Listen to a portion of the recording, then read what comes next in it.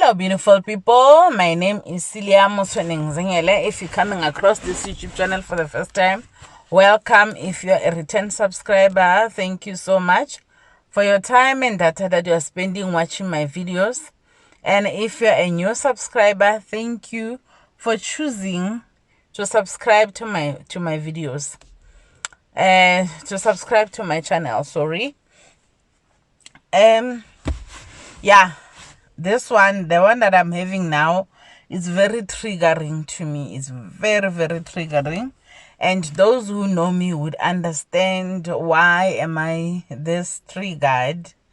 I came across the David Tlale saga, David Tlale and Zack saga on Mapepandaba stories. I saw this yesterday. I only saw this yesterday, but I avoided talking about it from yesterday because I must say I felt very, very triggered yesterday. There is this guy that is called Zack. Zack is complaining. Zack has taken up to his Insta stories and spoken about how David Tlale abused him. Let me read it as it is. It says, "This man with ulterior motives got close to me at 21 years of age while working for at FVSA, which is how we met. Forged a relationship. I was charmed and inspired by him, a role model to him at the time, and to cut a long story short, he drugged and sexually abused me. He then exploited me of my skills during the pandemic. He would ask that I write him pressers, sponsorship proposals, and other strategies. Copy, promise to pay me, often in clothing, but wouldn't actually. And when I would remind him, he would get defensive and gaslight me. He later offered me a job at his PR and communications. He later offered me a job as his PR and communications manager at my most vulnerable, I think 2 weeks out of rehab, unemployed.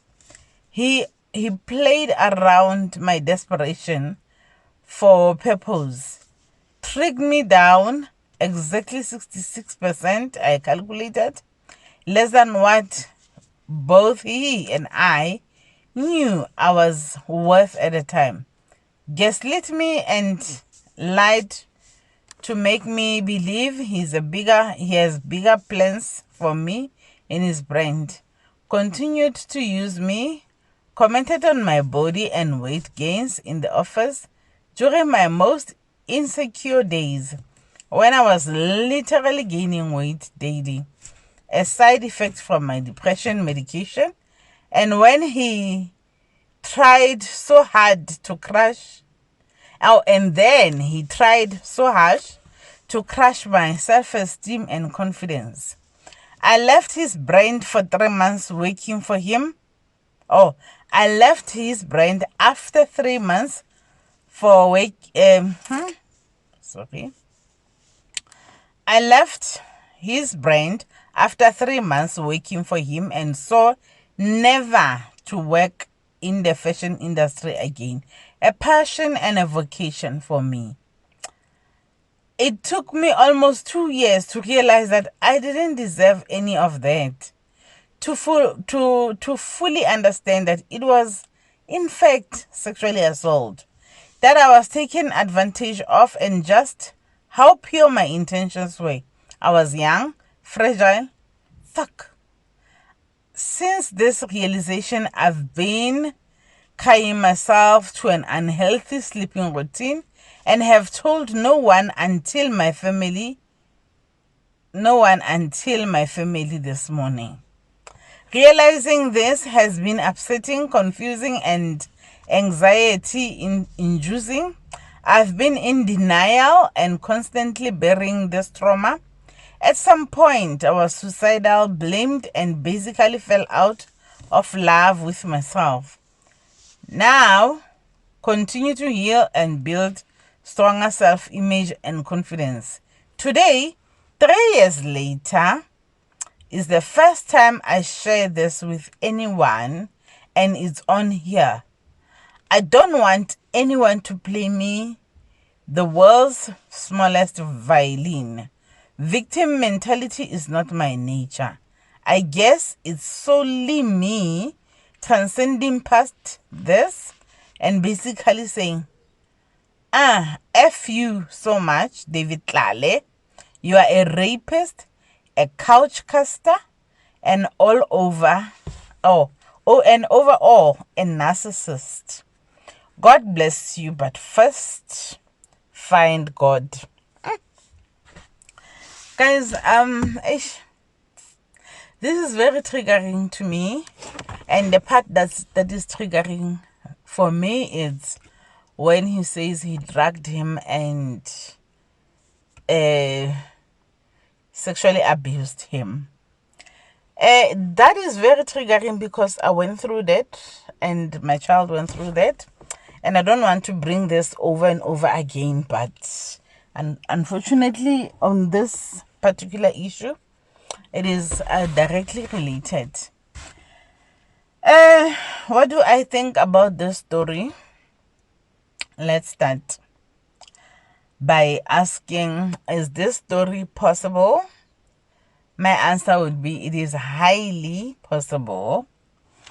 Is it also possible that this guy can be angry at David Tlale for maybe a fallout they had and a relationship that failed?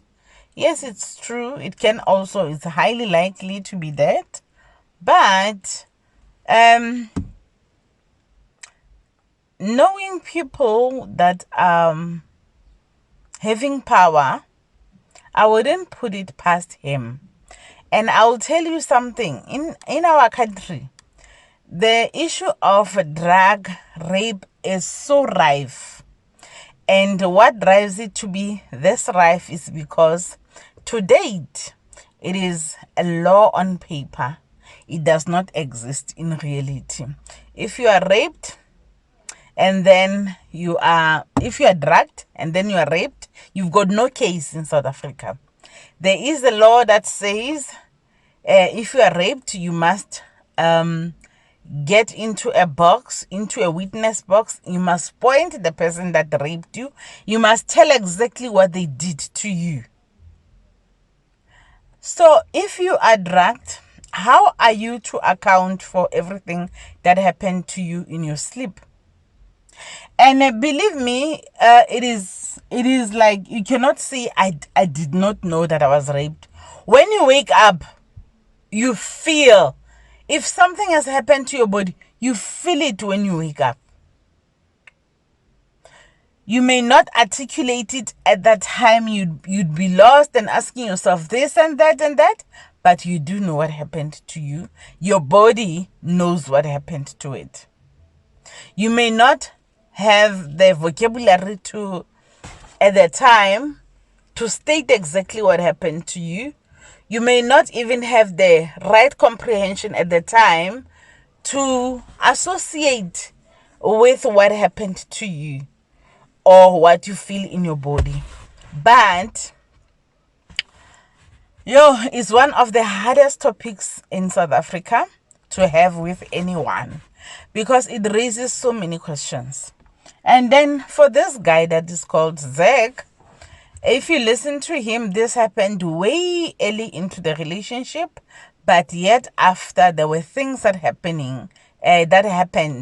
Things like the friendship kept going on, and you can feel that it was just more than a friendship. There was a job there and there that was given. There were tasks that were given, favors that were asked. Do this for me, do this for me, do this for me. And then he uses the words, he gaslit me so many times, which I believe, but he must also remember that many people in this country still don't understand what is gaslighting. And I feel like also if he says he gaslit him, he needs to give an example of the gaslighting that he's talking about, so that at least people can get to understand fully what he is talking about. He keeps on saying he gaslit me. I feel like he could actually give examples to actually tell us how he gaslit him. And I will tell you something. In South Africa, there was a time when rape did not matter. There was a time when rape mattered a lot because people were trying to find a balance. And now we are reverting back to people that do not believe any rape victims because of many women that are crying foul. And then there is another phenomenon. Rape that happens to, or rape and sexual abuse that happens to the community of LGBTQIA+. No one wants to take them seriously. No one. If a man says they are raped, no one wants to take that seriously. To date, I don't know of any time where they were taken seriously. Even now, in our time, women are not taken seriously. But at least there was a time when people pretended to be taking rape seriously and sexual abuse and everything else. But we are slowly reverting back to not taking it seriously, not believing victims. And it's hard to believe victims these days because even those victims, Lizona, they tend to disappoint us a lot, and people end up having problems with openly supporting victims. But I would like to state in no uncertain terms that the LGBTQIA plus community have never been believed. I don't know of any time where I've heard anybody say, we believe you. Okay, fine. On his Instagram, responding to that very story, many people did say, we are sorry, we believe you. But what to do after that, I don't know. Now, my advice to him would be, the only thing he can do is talk, and he should expect that David Tlale, because he is this high esteemed businessman, and not just a businessman, he's a socialite, he's all those things. He may retaliate by suing him. But the only thing that he can do in this country is to... Oh, I'm sweating, guys. The only thing that he can do in this country is by talking. That's all he can do. He can go and open a case, but I can assure him now that case is not going to go anywhere. If this case, Zack, can go anywhere, it will be a first in our country. It will be a first of a person that was raped a while ago, which I do know that wherever he is, he does not even have the evidence. Because if you say somebody has drugged and raped you, the least that can be done is to check the blood. Maybe the traces of that drug can be in the blood. And most of the time, by the time you think of opening a case, it's way later. The traces of whatever drug that could have been in the blood are no longer there. So you are a liar to this system of things, to these people, to these police people and the justice system. You are just a liar. You can even be sued for defamation. of character. So I don't know what to feel for Zack, because somehow I feel like I know what he's talking about. I feel like I believe him, because I've had a similar incident which I wanted to report years later for myself and for my child months later.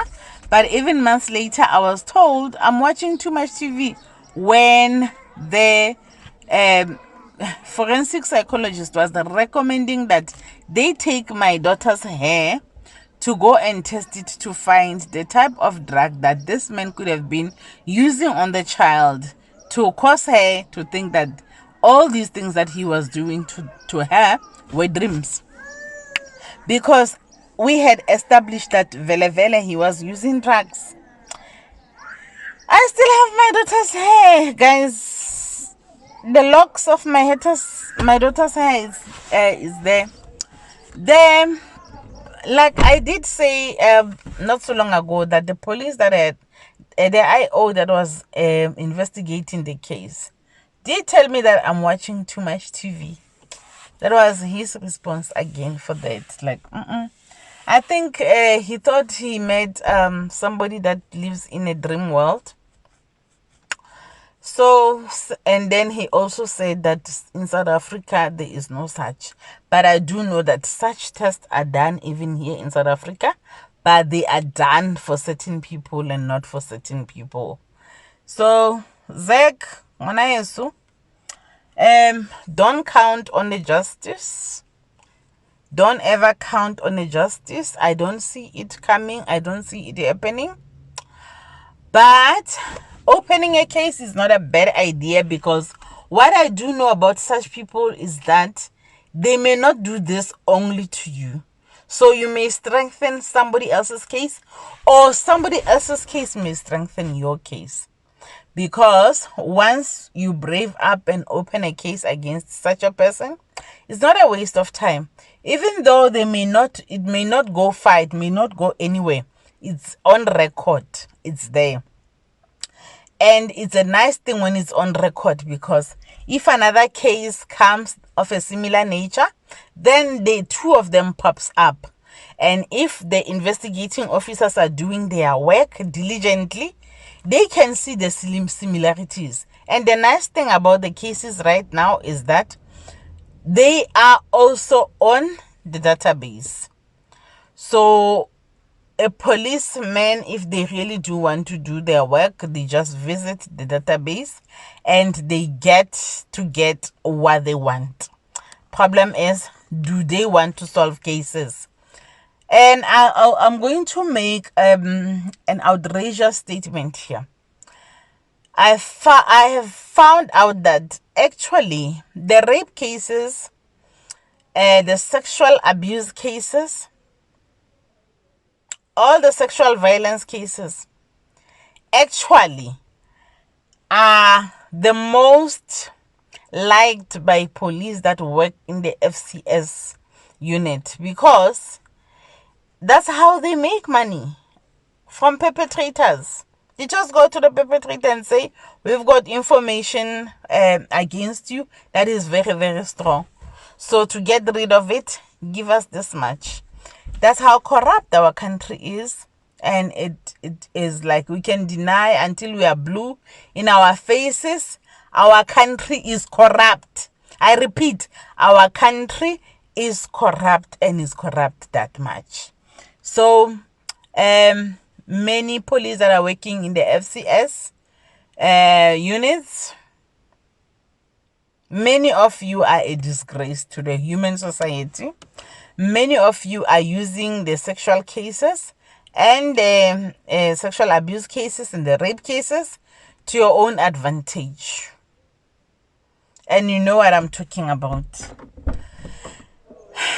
As for David Tlale, I don't know. I really don't know what to say. I just hope that honestly Bausugela, because if Bausugela, if this is a habit, at one stage it will still surface. There will be other people that are coming forward. that if this one is true, I do know that sexual abusers don't abuse one person. They don't. Sexual abusers have a tendency of having a series of similar victims. They may buy you in so many ways. They may try by all means that you do not collaborate with other victims, but they hardly ever abuse one person. So you know what? I just don't know what to say. Except for that, this is one of the cases that are triggering. If you're coming across this YouTube channel for the very first time, why don't you subscribe and set the notification bell so that when I upload other videos you can see them. And to all the new subscribers, thank you so much. You are highly appreciated for having chosen to subscribe to my channel. And I would like to take this time to pass my special thanks to my day one subscribers, those people who stuck with me through thick and thin.